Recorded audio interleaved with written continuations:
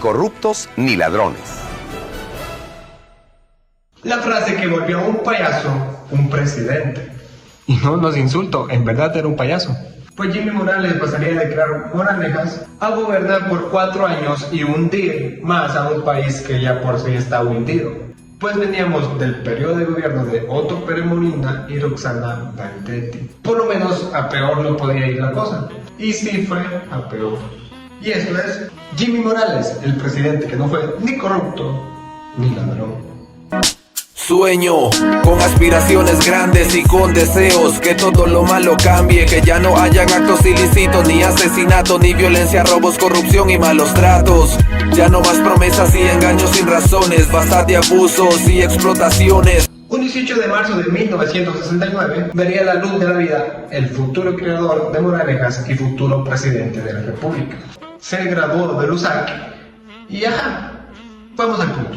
Y nos vamos hasta el 12 de marzo del año 2000, donde se estrenaba el programa inventado por Jimmy Morales y su hermano, Moralejas.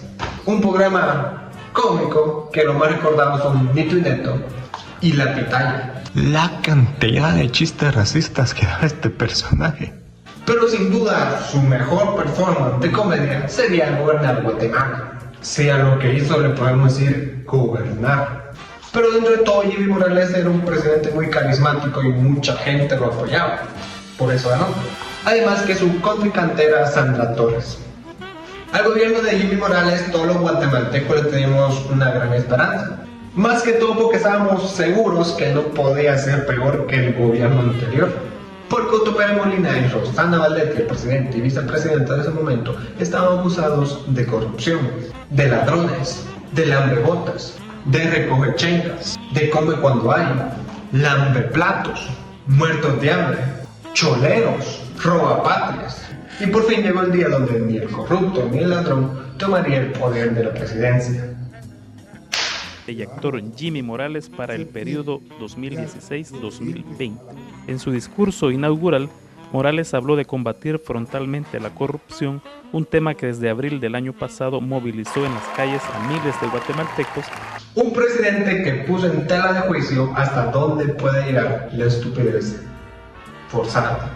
Porque Jimmy Morales no era estúpido, o tal vez sí, pero yo en el fondo me niego a creer que un presidente de la República de un país, a pesar que no es el país más evolucionado del mundo, diga tantas estupideces y haga tantas estupideces sin antes ser planeadas.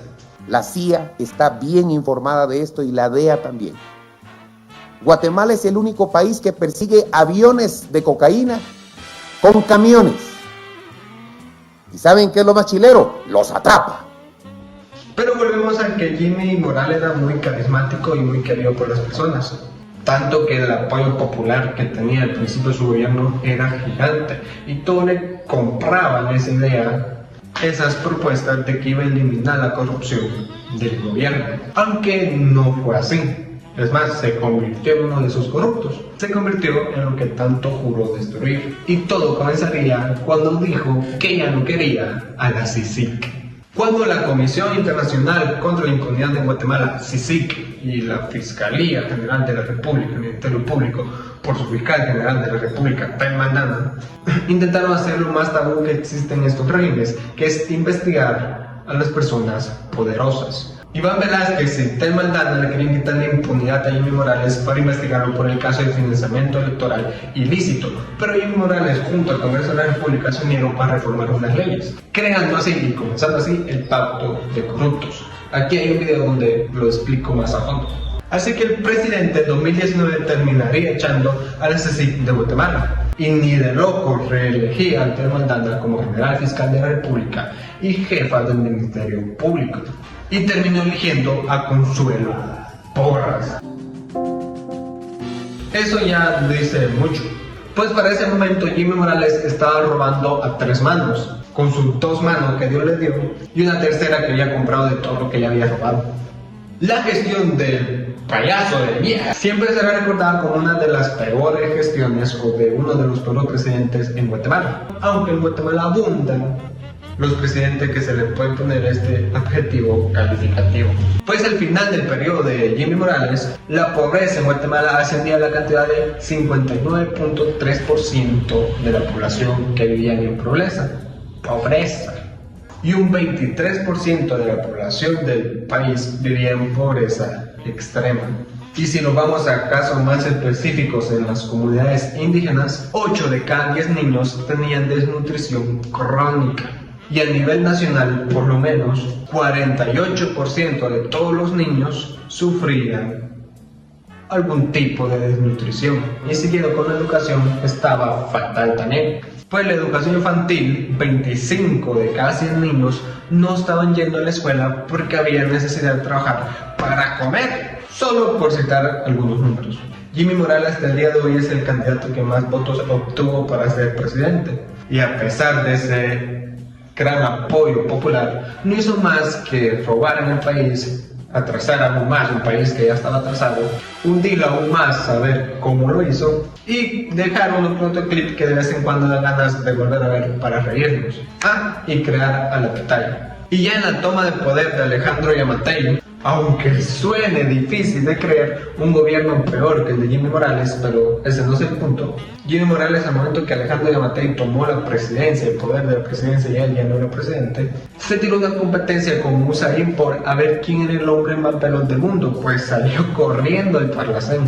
Y no es broma, pues Jimmy Morales junto a su vicepresidente fueron a un hotel para ser nombrados diputados del Parlacén, del Parlamento Centroamericano, donde van todos los presidentes después que dejan su periodo. Pero entre cientos de manifestantes ni siquiera pudieron pasar, manifestantes que le tiraban huevos y le decían de todo menos cosas lindas. Así que en la noche, casi madrugada, fueron nombrados diputados del Parlacén. El robo de su gestión fue tan gigante como la palabra gigante.